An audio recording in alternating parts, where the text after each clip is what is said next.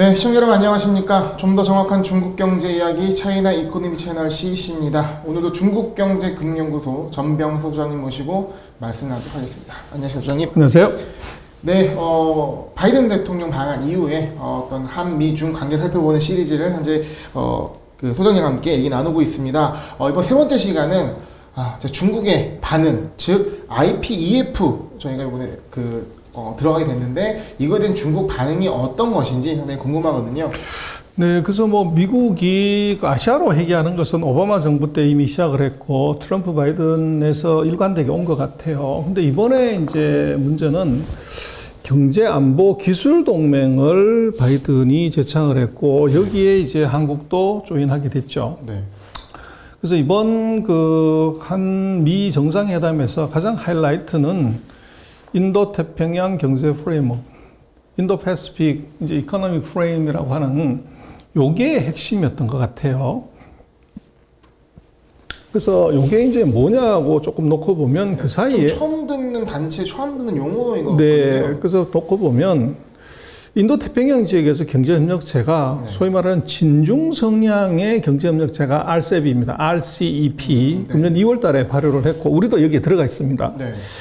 그리고 트럼프가 이제 오바마가 만든 거를 파토놓은 게 TPP예요. 네.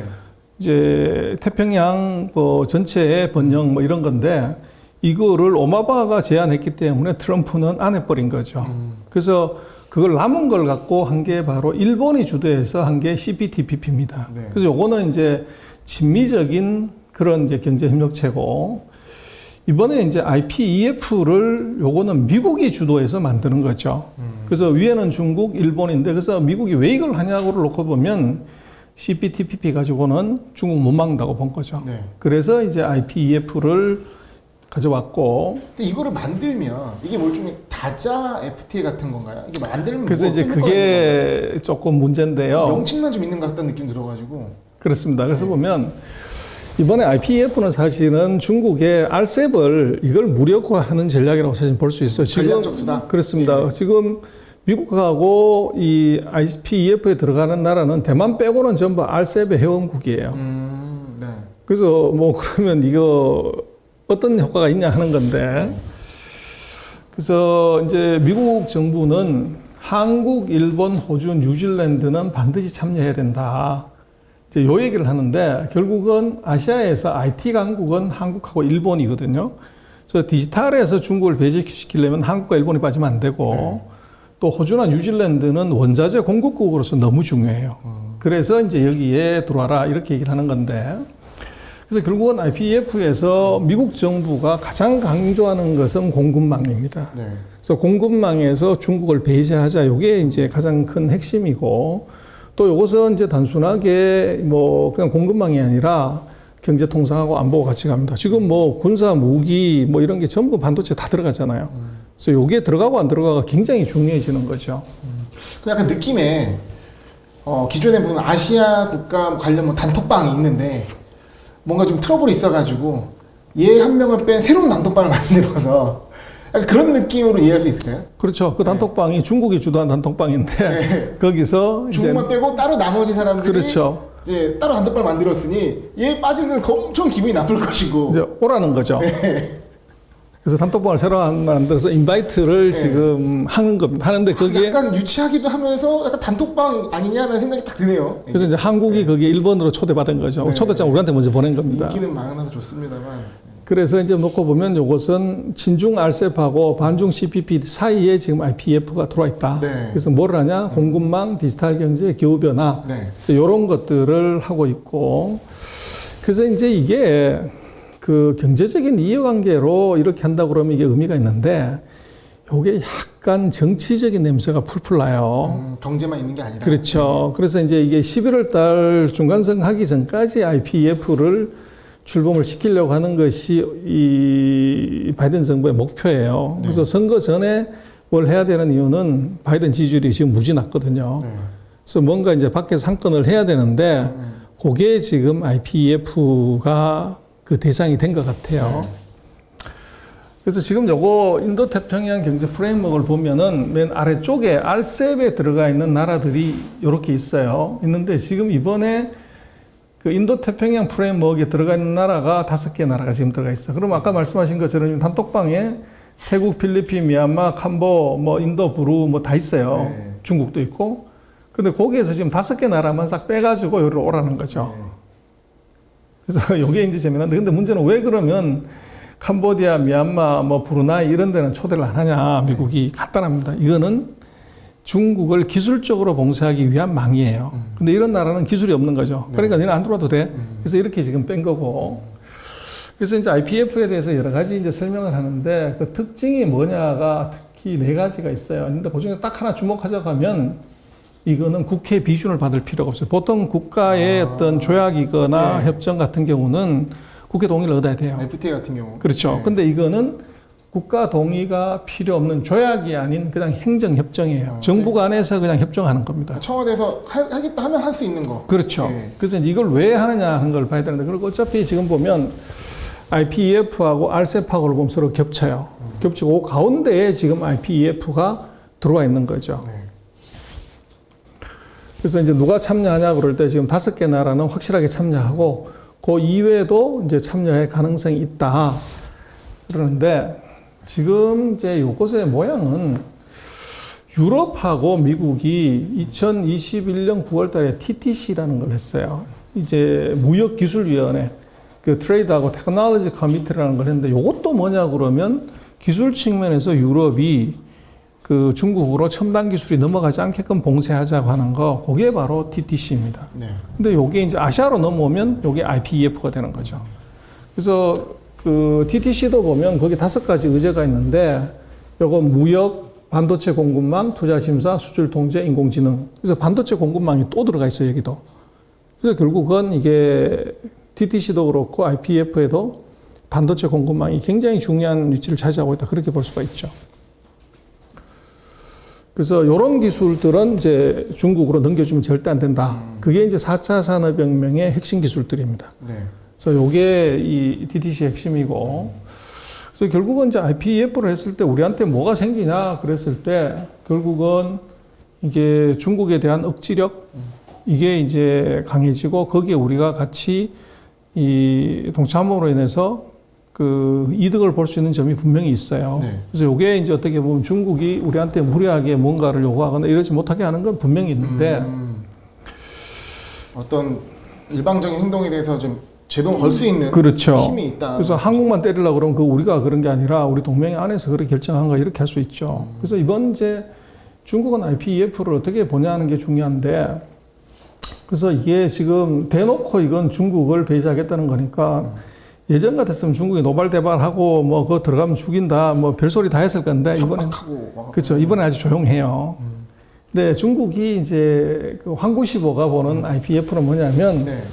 아 이거 목적은 이제 뭐 교역이라든지 기후변화라든지 인프라 투자라든지 그런 거 맞아. 그러는데 리얼 퍼포즈 진짜 목적은 뭐냐 그러면 요거를 분리하는 거다. 중국하고 아시아 국가들을 분리시키는 이제 그다 이렇게 이제 좀 정의를 했어요. 흔히 요새 쓰는 표현으로 갈라치기를 한. 그래서 갈라치기를 지금 한 건데 중국이 보는 것은 네. 근데 갈라치기 하면은 항의하고 거기 편을 우리 쪽으로 드지 않는 놈을 혼내거나 이래야 되는데 이걸 안 하는 이유는 뭐냐면 네.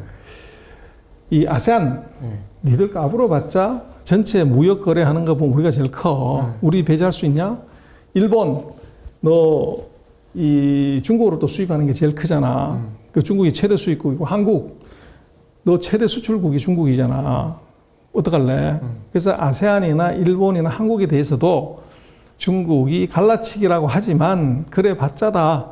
이제 이런 시각이 굉장히 강한 것 같아요. 약간 이건 좀 대범하게 행동하는 편이네요. 뭐 그럴 수가 있어요. 그래서 결국은 이제 미국으로서는 아시아판 나토를 만들어서 중국을 이제 봉쇄하고 싶어 하는 건데 네. 그래서 뭐 그거는 이제 탈중국화를 시켜가지고 그렇게 할 수도 있지만 이 중국의 이제 반응을 보면은 이게 굉장히 과거하고 달라요. 그래서 이런 일을 했다고 하면은 중국이 펄펄 떼야 되는데 이번에 이제 왕이 외교부장이 자기가 이 IPEF에 대해서 대놓고 얘기한 것이 아니라 5월 20일 날 파키스탄의 외무부 장관이 광동성을 방문했는데 거기에 회담을 하면서 애둘러 가지고 얘기를 했어요. IPEF를 뭐라고 얘기했냐면 미국의 인도 태평양 전략은 실패할 수밖에 없는 전략이다. 그리고 이거 인도 태평양 경제 체제는 큰 문제가 있다. 이렇게 얘기를 했어요. 네. 그러면서 구체적으로 뭔 얘기를 했냐면 IPEF는 편가르기를 통한 중국 포위 전략이다. 네. 그래서 미국 편가르기 하지 말고 앞잡이 만들지 마라. 그리고 대만하고 남중국의 카드로 중국 흔들지 마라. 이렇게 얘기를 했고, 네.